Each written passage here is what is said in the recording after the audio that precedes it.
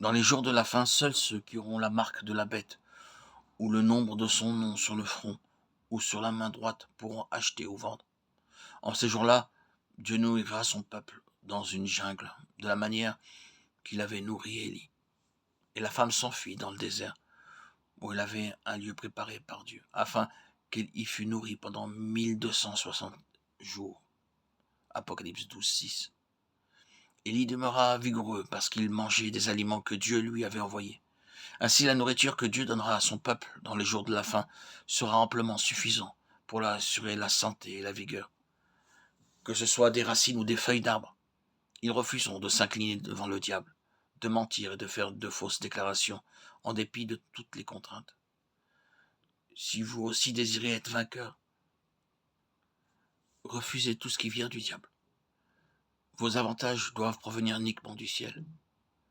Tu regarderas ensuite notre visage et celui des jeunes gens qui mangent les mets du roi. Et tu agiras avec tes serviteurs d'après ce que tu auras vu. Il leur accorda ce qu'ils demandaient et les éprouva pendant 10 jours. Au bout de 10 jours, ils avaient meilleur visage et plus d'embonpoint que tous les jeunes gens qui mangeaient les mets du roi. Daniel 1, 13, 15. Ces jeunes gens demandèrent aux fonctionnaires de les mettre à l'épreuve pendant 10 jours. Dans la Bible, le nombre 10 représente l'épreuve. Les enfants doivent subir de nombreuses épreuves et examens à l'école. C'est de la même manière que Dieu nous mène à travers maintes reprises, et sa volonté est que nous les traversions toutes. Après 10 jours, il apparut que les visages de Daniel et de ses amis avaient meilleure mine, plus d'embonpoint et brillaient avec l'éclat de la gloire de Dieu. Si vous demandez avec foi la bénédiction de Dieu sur tout ce que vous mangez ou buvez, vous aurez plus d'énergie et de vigueur que les autres.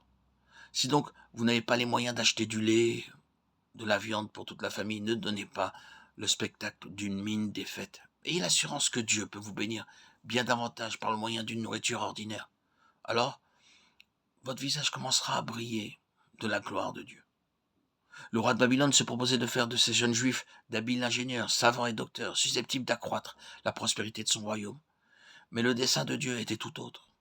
Il leur accorda la sagesse divine et leur donna de comprendre des choses célestes. De nos jours, les parents sont fiers si leurs enfants deviennent docteurs, savants, ingénieurs, avocats. De tels postes sont très estimés, très valorisés, alors que le service de Dieu ne bénéficie pas de beaucoup de considération.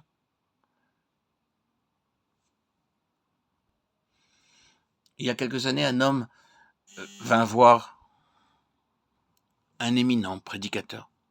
Pouvez-vous prendre mon garçon dans votre groupe? Il lui répondit, pourquoi désirez-vous qu'il vienne avec moi?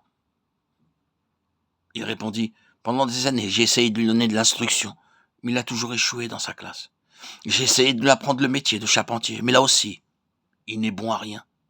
Il est vraiment abruti et sot. Qu'il serve au moins à quelque chose dans le service de Dieu. Beaucoup de gens pensent de cette manière. Un fils sot et stupide. Ils l'enverront avec joie dans le service du Seigneur. Mais s'il est intelligent et qu'il désire servir le Seigneur, ils s'y opposeront. S'il insiste, ils vont se mettre à pleurer et à se lamenter, comme s'il y avait un décès dans la maison. Ils s'exclameront d'une manière impitoyable. Qu'est-ce qu'on va faire? Mon fils veut servir Dieu, il est tellement intelligent et comme il faut, et pourtant il veut servir Dieu. Il continue à pleurer de cette manière pendant des semaines, des semaines. Vraiment, il ne pense pas beaucoup de bien du service de Dieu. De telles personnes devraient se rappeler que Daniel, Meshach, Abednego étaient supérieurement doués. Ils avaient beaucoup plus de sagesse que tous les docteurs et ingénieurs du royaume de Babylone. Les sages de ce monde ne comprendront jamais combien est grand l'honneur qui entoure le service de Dieu. Les serviteurs de Dieu sont des partenaires et c'est des bons collaborateurs d'une manière privilégiée. En vérité, le Seigneur l'Éternel ne fait rien sans avoir révélé son secret à ses serviteurs, les prophètes. Amos 3,7. David s'écrie, j'ai plus d'intelligence. Littéralement, je comprends plus que les vieillards. Psaume 119, 100. Lorsque nous recevons la sagesse divine, notre connaissance dépasse de beaucoup celle des professeurs, des docteurs et des ingénieurs de ce monde. Mais nous ne pouvons y accéder que si Dieu nous l'accorde, comme un don. Ce ne sont pas les cours dispensés dans telle université ou telle autre qui en ouvrent l'accès. Dieu appela et prépara ces 4 jeunes gens de manière à les utiliser pour couvrir de honte tous les princes de Babylone, ainsi que le diable. Beaucoup de personnes ne sont pas conscientes de la valeur de la sagesse divine. Par contre, Ils apprécient beaucoup la sagesse terrestre. Les parents empruntent de l'argent pour assurer l'instruction de leurs enfants. Ils ne reculent pas devant le mensonge pour obtenir des bourses. Ils sont prêts à commettre n'importe quel péché et à se déshonorer si cela peut les rapprocher de leur but. Mais ils ne consacreront pas 5 minutes par jour pour enseigner la parole de Dieu à leurs enfants. Dieu seul peut nous accorder la sagesse. Les jeunes gens n'ont pas même prié dans ce but. Ils prirent seulement la résolution de ne pas se souiller et furent amplement satisfaits de recevoir une nourriture simple, comprenant des légumes et de l'eau. Ils louaient et remerciaient tout simplement Dieu, et Dieu leur accorda une merveilleuse sagesse. Dieu accorda à ces 4 jeunes gens de la science, de l'intelligence, dans toutes les lettres, et de la sagesse. Et Daniel expliquait toutes les visions et tous les songes. Daniel, chapitre 1, verset 17. Ces 4 jeunes gens, Daniel, Shadrach, Meshach et Abednego, étaient tous issus de la tribu de Juda, dont le nom signifie louange.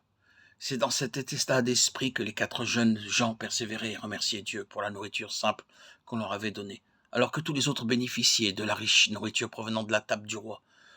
Nous devrions nous exercer à la reconnaissance, apprendre à remercier Dieu, même pour nos épreuves et nos ennuis. Si nous le faisons, Dieu nous accordera la sagesse divine. Tout ce que Dieu vous donne, recevez-le toujours avec reconnaissance.